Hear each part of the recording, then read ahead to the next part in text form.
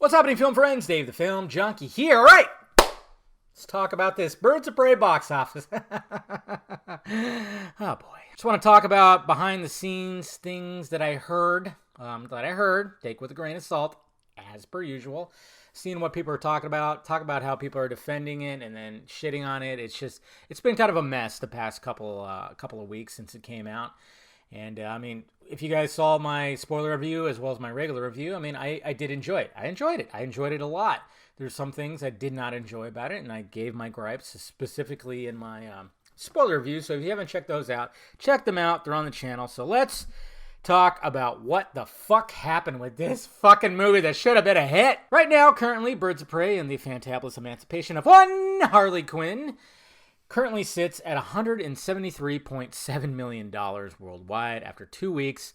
Sonic the Hedgehog has already passed it in 1 week, which I hated seeing that specifically when they were comparing box office and budgets and everything, because they had similar budgets and it was one of the main things. One of my biggest gripes that I saw when people were defending the Birds of Prey box office was comparing it to other properties, and of course they were doing. And then there was people on the other side that were they were cheering for Sonic, saying it was the greatest movie ever. And look at that, it passed the fucking girl movie. First off, I enjoyed Birds of Prey more than I enjoyed Sonic. Just saying.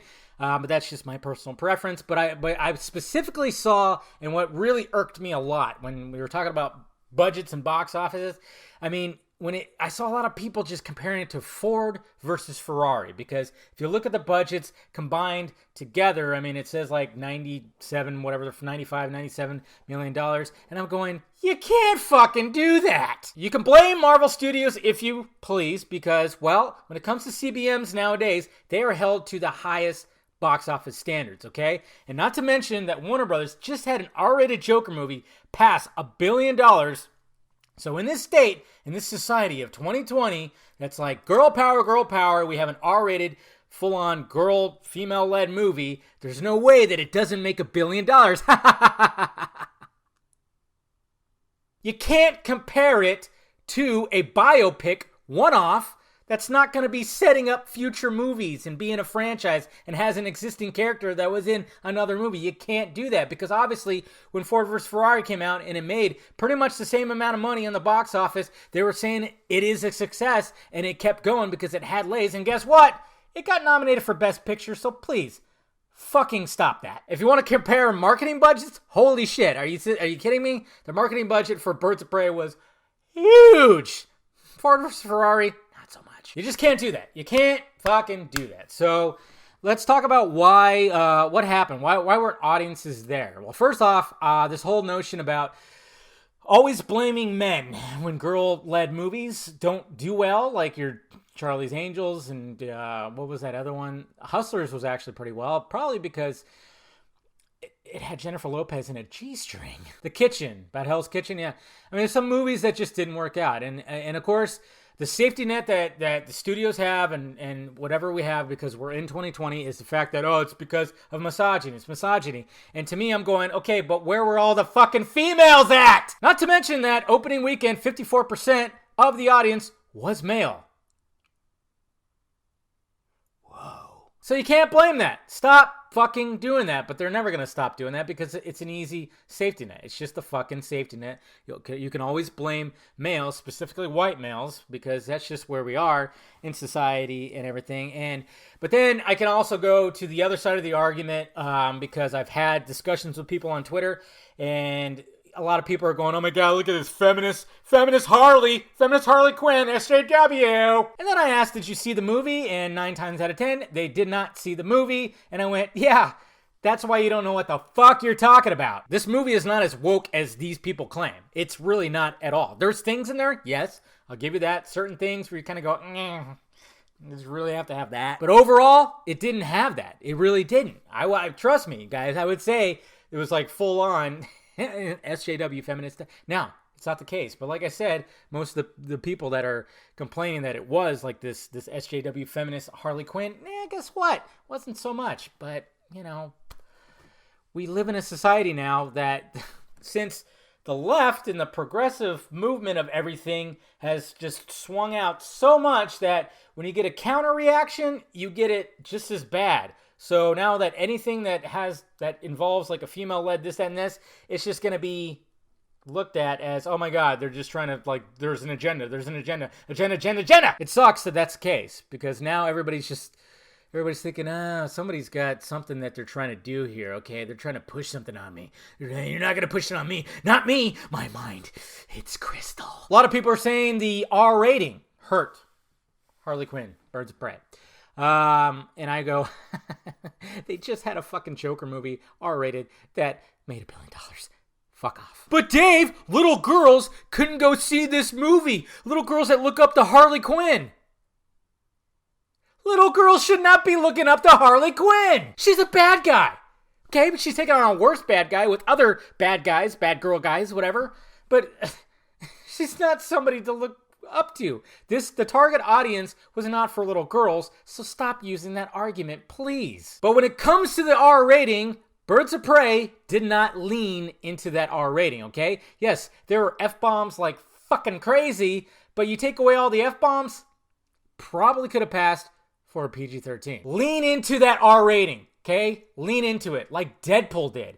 And one specific way that they could have, and it's just an example, and this would be something that would piss off some of those feminine, should have been a scene where Harley Quinn was fighting a bunch of people butt-ass naked.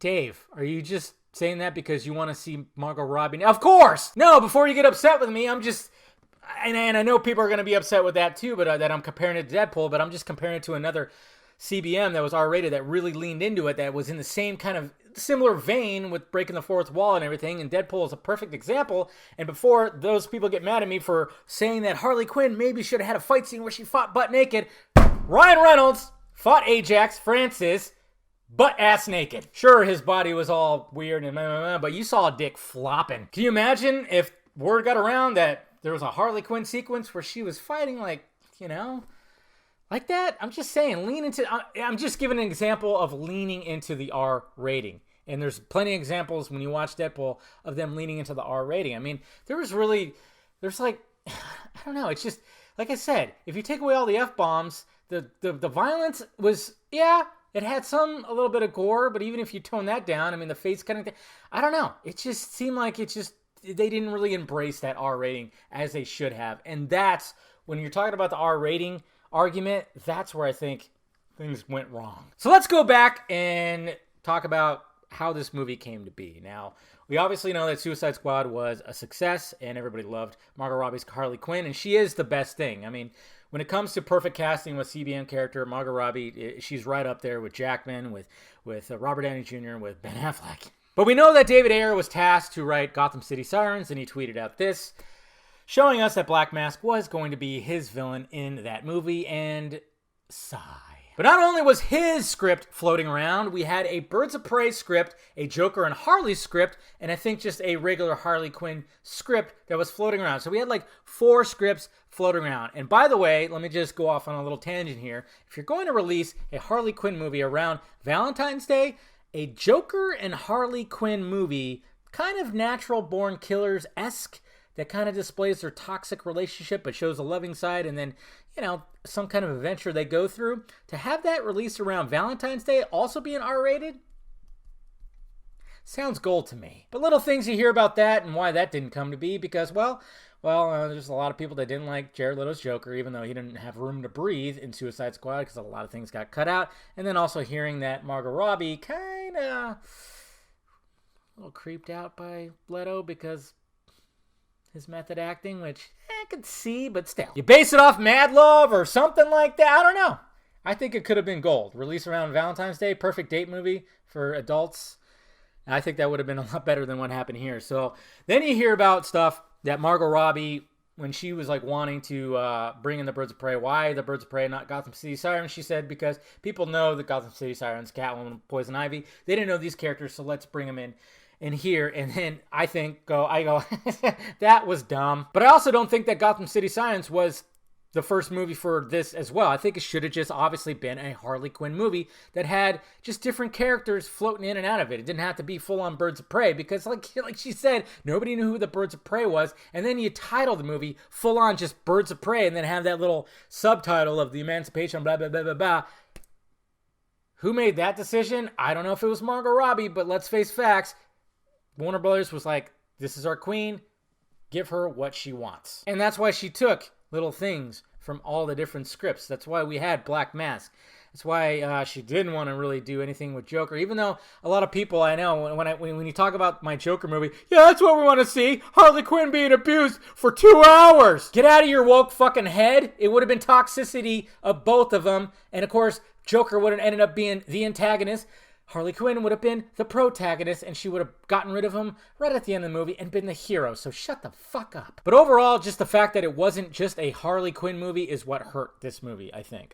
That's the basis of it all. The fact that I know they tried to do the name change with the weekend after for search results and everything. And yeah, it did make sense, but it should have been like that in the first place. The movie should have been called Harley or Quinn or Harley Quinn and been specifically a her movie. Yes, they could have had set up some of the other characters, would have been perfectly fine, but I don't know. To me, when you watch the movie, it's just like a contained little thing. I don't know. It's just the way that they deal with the villains, and they could have just really...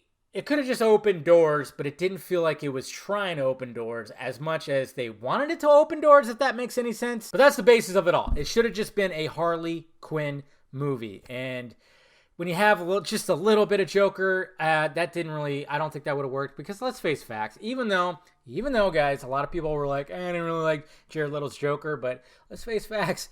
The female percentage of what we saw, which was under the male percentage, would have increased, because let's face it, Jared Leto puts female asses in the seats. There you go, guys. I think I got all the points across.